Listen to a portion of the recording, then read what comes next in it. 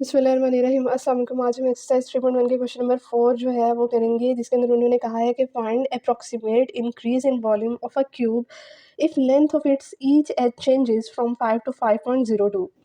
सो यहाँ पे बेसिकली हमने जो है वो इंक्रीज़ इन वॉल्यूम निकालना है, और वो हम कैसे निकालेंगे, हम डिफरेंशियल के प्रोसीजर को यूज़ करके निकालेंगे, जैसे हम पीछे जो है इसके क्वेश्चन नंबर 1, 2, 3 में करते हुए आए हैं। तो यहाँ पर जो है हमारे पास क्यूब किस फॉर्म में होता है। बेसिकली क्यूब की जो ईच साइड होती है, इसका जो हर फेस होता है वो बेसिकली क्या होता है, स्क्वायर फॉर्म में होता है। ठीक हो गया।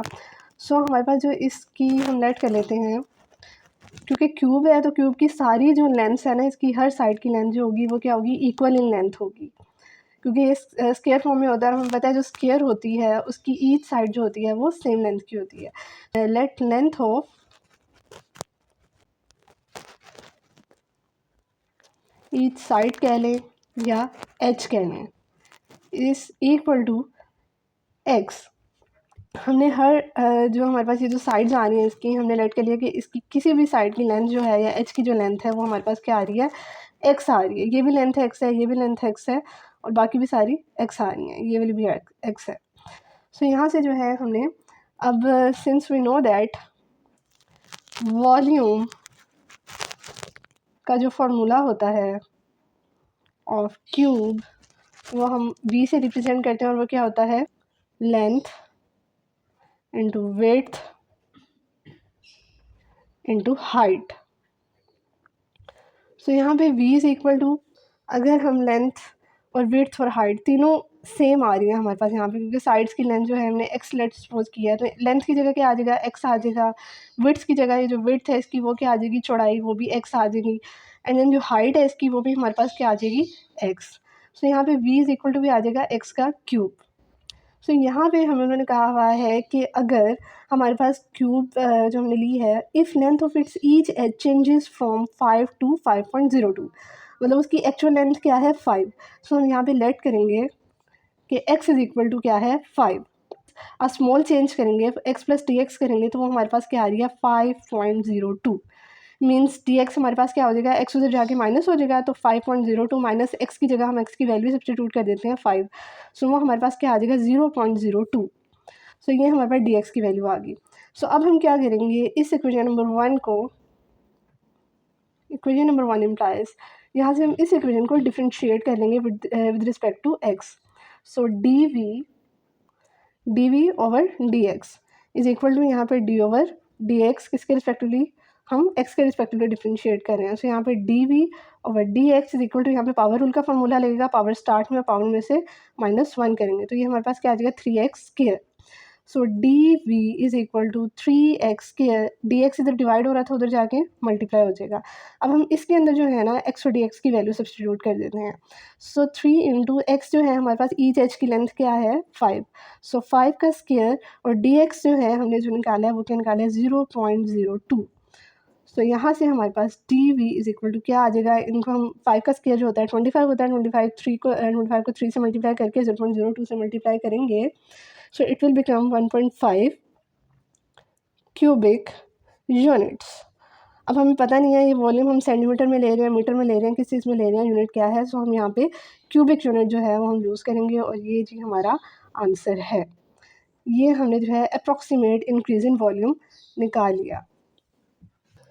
तो आगे हम इसका क्वेश्चन नंबर 5 का सोल्यूशन करेंगे, जिसमें उन्होंने हमें कहा है कि find approximate increase in area of circular disc if its diameter is increase from 44 centimetre to 44.4 centimetre. So यहाँ पे जो है हम इसका सोल्यूशन स्टार्ट करते हैं। यहाँ पे भी जो है हमने डिफरेंशियल का प्रोसीजर यूज़ करते हुए जो है हमने इंक्रीज़ इन एरिया जो है वो सर्कुलर डिस्क का वो फाइंड आउट करना है। सो बेसिकली जो डिस्क होती है वो सर्कुलर फॉर्म में होती है, ठीक हो गया, एज अ सर्कल। सो यहाँ पे जो है हमें उसका डायमीटर दिया हुआ है। सो डायमीटर जो है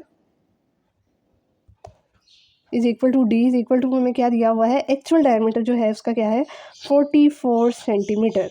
सो हम यहाँ से इसका रेडियस निकाल लेते हैं। Radius is equal to r is equal to 44 divided by 2। So ये हमारे पास क्या आ जाएगा, 22 सेंटीमीटर। 2 के टेबल पे इसको कट कर लें, ठीक हो गया।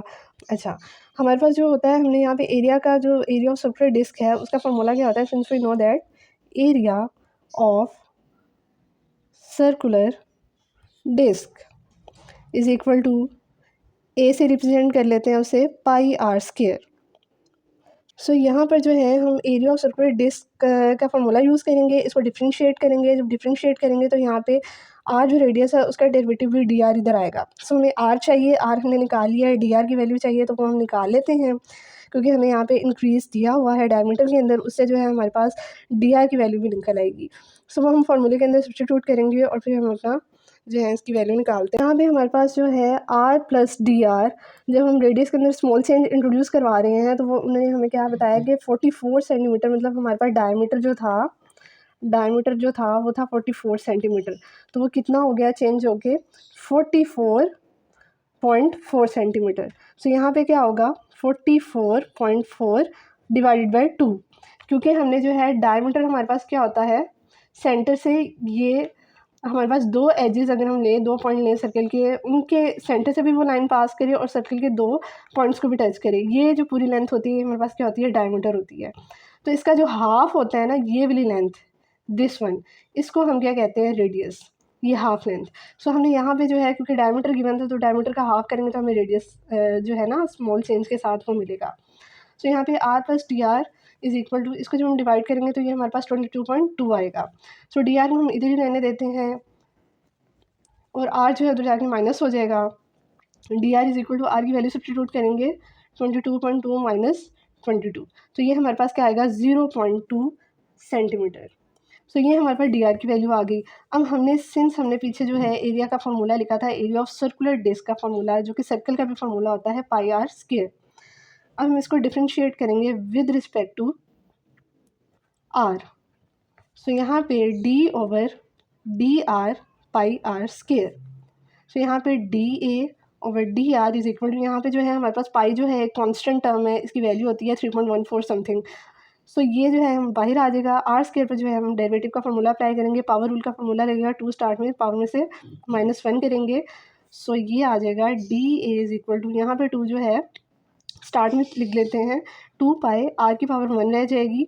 सो डी आर इधर डिवाइड हो रहा था, उधर जाके मल्टीप्लाई हो जाएगा। सो यहाँ पे हमारे पास ये फार्मूला बन गया। अब यहाँ पर हमने आर और डी आर की वैल्यू सब्स्टिट्यूट करनी है। तो यहाँ पर d a is equal to 2 pi की वैल्यू जो है वो 3.14 होती है, वो भी आप लिख सकते हैं और आप कैलकुलेटर से भी निकाल सकते हैं पाई की वैल्यू, शिफ्ट दबा के 3.14159। एटलीस्ट आप 4 डिजिट तक जो है इसकी वैल्यू लिखें यहाँ पे। सो कैलकुलेटर पे डायरेक्ट भी सब्स्टिट्यूट करके आप निकाल सकते हैं। आर की वैल्यू जो है हमारे पास 22 है और डी आर की वैल्यू जो है हमारे पास 0.2 है। सो इन सब को मल्टीप्लाई करेंगे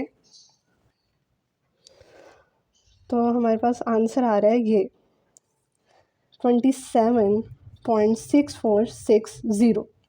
सो ये हमारे पास जो है सेंटीमीटर स्क्वायर में ये हमारे पास आंसर आ रहा है इसका, क्योंकि यहाँ पे हमारे पास आर का स्क्वायर आ रहा है ना फॉर्मूले में। सो सेंटीमीटर क्योंकि उसका यूनिट चल रहा था तो हमने यहाँ पे आर स्क्वायर की वजह से यहाँ पे सेंटीमीटर स्क्वायर।